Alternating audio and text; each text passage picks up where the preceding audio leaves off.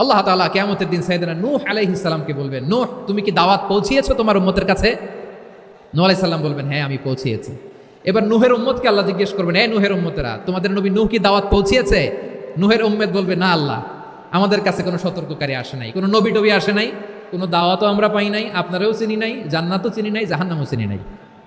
নূহ আলাইহিস সালাম বিপদে পড়ে যাবেন। তখন আল্লাহ বলবেন, নূহ তুমি বললা পৌঁছিয়েছো, তোমার উম্মত বলে কিছু পায় নাই।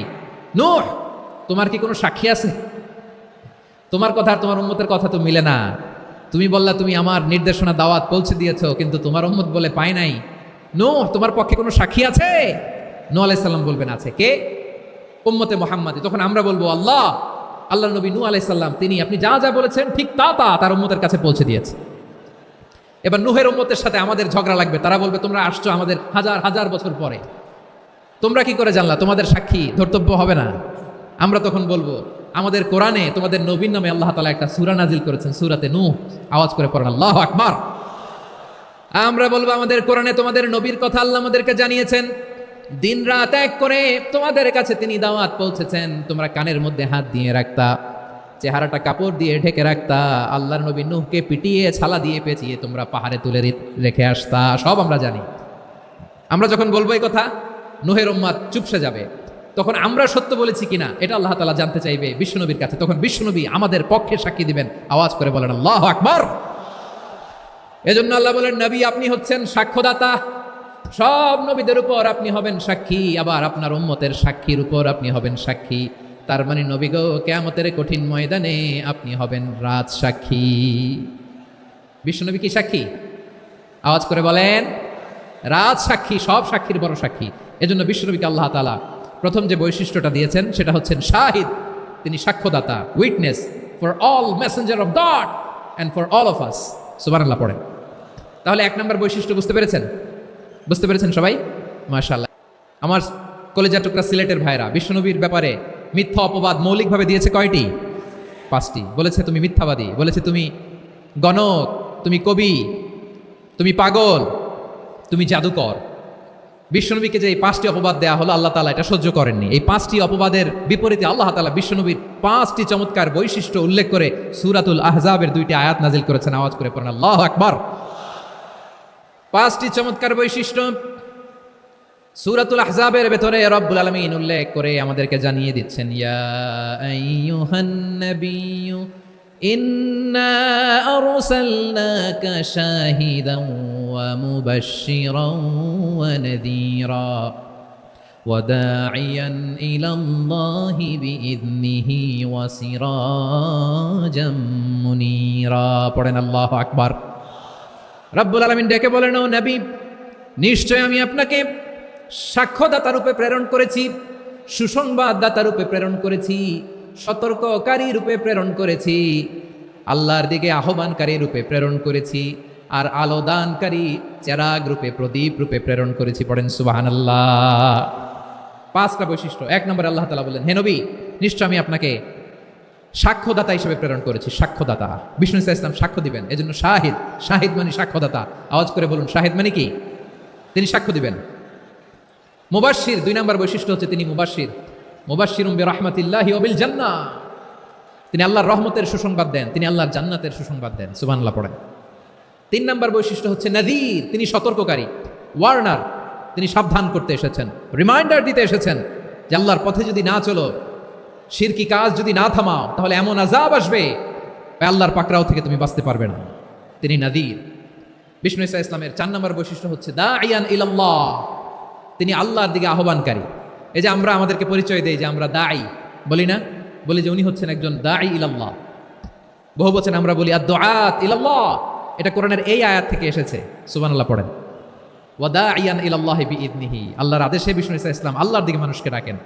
এবং বিষ্ণু ঈসা ইসলামের 5 নম্বর বৈশিষ্ট্য হচ্ছে সিরাজাম মুনীরা, আলোদানকারী প্রদীপ, আলোকদীপ্ত প্রদীপ, যে আলো দিয়ে তিনি গোটা বিশ্বকে আলোকিত করেছেন। আওয়াজ করে পড়েন আল্লাহু আকবার।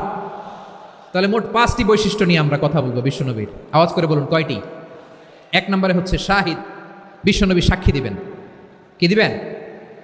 He will be witness for all prophets and for us, তিনি নবীদের উপরও সাক্ষী দিবেন, আবার উম্মতের উপরও সাক্ষী দিবেন। সুবহানাল্লাহ পড়েন। কিয়ামতের দিন আল্লাহ তাআলা প্রত্যেক নবীকে জিজ্ঞেস করবেন যে তুমি কি তোমার উম্মতের কাছে আমি যা যা পৌঁছাতে বলেছিলাম পৌঁছিয়েছো? নবীরা বলবে আল্লাহ আমি পৌঁছিয়েছি। নবীদের কথা ঠিক কিনা সত্য কিনা এর সপক্ষে তখন বিশ্বনবী সাক্ষী দিবেন। সুবহানাল্লাহ পড়েন।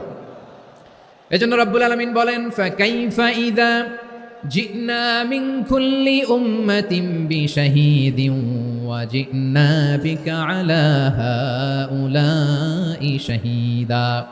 তখন কেমন হবে যখন প্রতি উম্মত থেকে আমি একজনকে সাক্ষ্য হিসেবে বের করে আনবো, আর তাদের উপরে নবী আমি আপনাকে সাক্ষ্য বানাবো। পড়েন সুবহানাল্লাহ। তাহলে সব উম্মতের ব্যাপারে সে উম্মতের নবীরা সাক্ষ্য দিবে, আর ওই নবীদের উপরে আমাদের নবী বিশ্বনবী সাক্ষ্য দিবেন। সুবহানাল্লাহ পড়েন।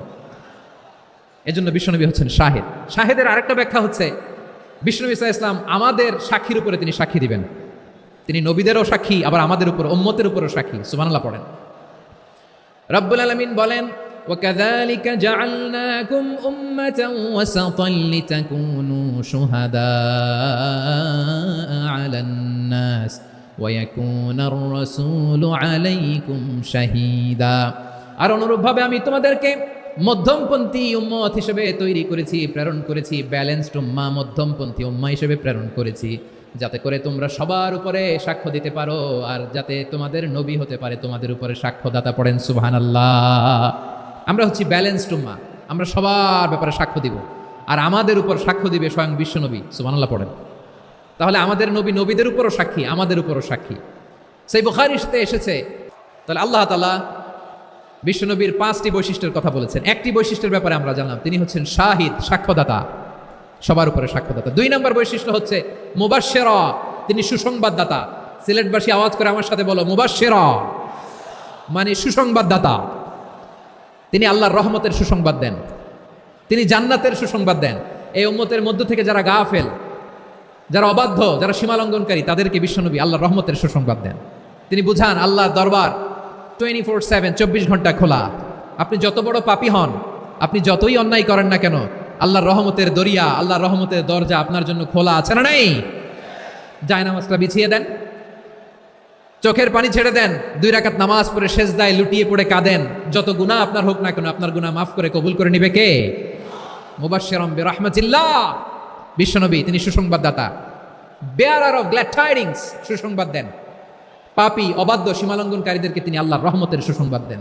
আল্লাহর রহমত থেকে মুখ ফিরিয়ে নিও না। তিনি যে কত দয়ালু, তিনি যে তোমারে কত ভালোবাসে তুমি জানোই না।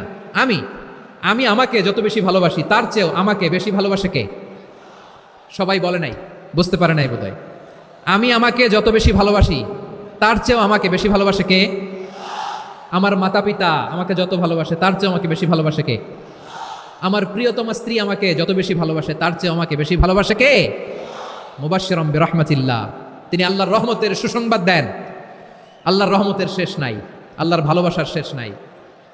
ও মুবাশশিরাম বিল জান্নাহ, তিনি জান্নাতের সুসংবাদ দেন। এই উম্মতের মধ্য থেকে যারা আল্লাহওয়ালা, যারা প্র্যাকটিসিং, যারা ইমানদার, তাদেরকে বিশ্বনবী জান্নাতের সুসংবাদ দেন। আওয়াজ করে পড়েন সুবহানাল্লাহ। এজন্য রব্বুল আলামিন বিশ্বনবীর পরিচয় অন্য আয়াতে এভাবে তুলে ধরেন, ওয়ামা আরসালনাকা ইল্লা কাফাতান লিন-নাসি বাশীরাও ওয়া নাযীরা। নবী হে, আমি গোটা জগৎবাসীর জন্য আপনাকে সুসংবাদদাতা এবং সতর্ককারী করে জমিনে প্রেরণ করেছি। মুবাশশিরাম বিল জান্নাহ, তিনি জান্নাতের সুসংবাদ দেন, তিনি আশা জাগান। নবীর কথা শুনলে মানুষ বুকে আশা ফিরে পায়। আমার নবী কাউকে হতাশ করেন না। হতাশা বিশ্বনবীর ডিকশনারিতে নাই। তিনি মানুষকে আশাবাদী করে তোলেন। বিশ্বনবীর কথা শুনলে মানুষের হৃদয় নরম হয়, তারা আশা ফিরে পায়। বিশ্বনবীর মুখনিসৃত পবিত্র প্রতিটি কথাই আশা জাগানিয়া। সুবহানাল্লাহ পড়েন। আপনি প্রিয় নবীর মুখনিসৃত বাণীগুলো পড়েন, কথামালাগুলো শোনেন, দেখবেন আশা পাবেন, বুকে আশা পাবেন, ভালোবাসা পাবেন। কারণ তিনি এমন সত্তা, এমন পার্সোনালিটি, তার কথা শুনলে হৃদয় নরম হয়ে যায়। মনে হয় হৃদয় খুলে তারে দিয়ে দেই, সব কথা যেন তারে বলা যায়। আওয়াজ করে বলেন ঠিক কিনা? সে কোন বন্ধু বলো বেশি বিশ্বস্ত, সে কোন বন্ধু বলো বেশি বিশ্বস্ত, কার কাছে মন খুলে দেয়া যায়, কার কাছে সব কথা বলা যায়, হওয়া যায় বেশি আশ্বস্ত। তার নাম আহমদ, বড় বিশ্বস্ত। সে কোন বন্ধু বলো বেশি বিশ্বস্ত? কার কাছে মন খুলে দেয়া যায়, কার কাছে সব কথা বলা যায়, হওয়া যায় বেশি আশ্বস্ত। তার নাম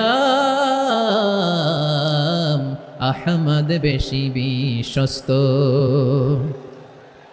যে জন কখনো ব্যথা দিতে জানে না, যে জনকে বলি মুছে দেহি বেদনা, যে জন কখনো ব্যথা দিতে জানে না, যে জনকে বলি মুছে দেহি বেদনা, হৃদয়ের হাহাকার কবুল করে নিতে আর কারে বুক এত প্রশস্ত? তার নাম আহমদ, বেশি বিশ্বস্ত। ঠিক কিনা? আমরা ইসলামকে এমন কঠিনভাবে উপস্থাপন করি, মানুষ ভয় পেয়ে যায়। বিশ্বনবী মানুষকে ভয় দেখাতেন না, তিনি আশা দিতেন, ভরসা দিতেন। কানা রাসূলুল্লাহ সাল্লাল্লাহু আলাইহি ওয়াসাল্লাম ইযা বাআসা আহাদান মিন আসহাবিহি ফি আমরিহি কানা ইয়াকুল বাশশিরু ওয়ালা তুনাফিরু, ইয়াসসিরু ওয়ালা তুআসসিরু। কাউকে কোনো দায়িত্ব দিয়ে পাঠালে সাহাবাদেরকে তিনি বলে দিতেন প্রত্যেককে যে বাশশিরু ওয়ালা তুনাফিরু, মানুষকে সুসংবাদ দিও, দিন থেকে ভাগিও না, সহজভাবে ইসলামকে উপস্থাপন করো, ইসলামের শিক্ষাটাকে জটিল করে উপস্থাপন করো না। সুবহানাল্লাহ, কত চমৎকার, কত সুন্দর আমাদের ধর্ম। তিনি বলেছেন সহজ করো, কঠিন করো না, সুসংবাদ দাও, মানুষকে দিন থেকে ভাগিও না। সুবহানাল্লাহ বলেন। তাহলে বিশ্বনবী মানুষকে জান্নাতের সুসংবাদ দিয়েছেন। He was the bearer of glad tidings, জান্নাতের সুসংবাদদাতা। তিনি এমনভাবে জান্নাতের নাজ নেয়ামতের চিত্রায়িত করেছেন, উপস্থাপন করেছেন, সাহাবাদেরকে তিনি জান্নাতের পাগল বানিয়ে ছেড়েছেন। পড়েন সুবহানাল্লাহ। আমরা তো টাকার পাগল, ক্ষমতার পাগল, দাপটের পাগল। বিশ্বনবীর সাহাবারা ছিলেন আল্লাহর জান্নাতের পাগল।